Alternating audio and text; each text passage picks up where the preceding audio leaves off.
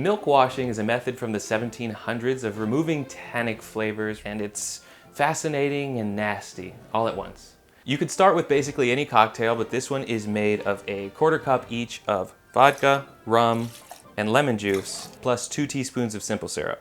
I'm adding a cup of strong Earl Grey tea, which will really illustrate the effects of clarifying a cocktail with milk. This is a 1/2 cup of whole milk. It could be from a cow, a goat, a sheep, or even a coconut, but it's gotta be full fat. That carton of Oatly just isn't gonna cut it. As I pour it in, everything curdles immediately. Gross, but also expected.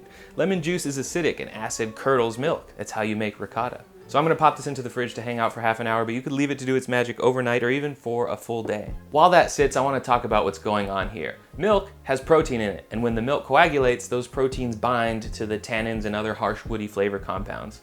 In the same way that filtering the milk solids out of butter produces clear, shelf-stable, high-heat ready ghee, filtering the protein from this cocktail will leave behind a stable drink with less harshness and the irrefutable clarity of, say, the conscience of a collective shadow cabal of global elites when their special friend Jeff slipped on a banana peel and fell into that pit from 300.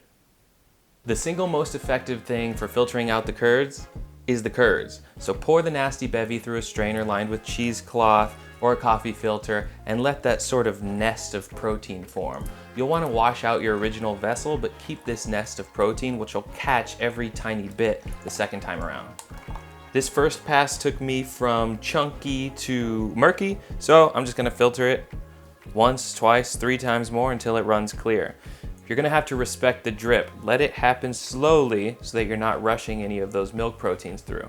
If this process starts to take too long, you can just take this whole setup and park it in the fridge to filter overnight. For anyone following along at home, this is the 4th run through the filter, and it's taken about an hour to get here so far.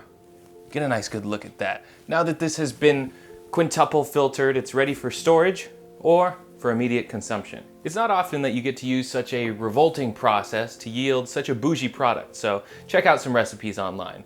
Bring a big pre-made batch to your Christmas potluck, and if it ends up leading to any further milk rinsing, just promise to name the kid after me.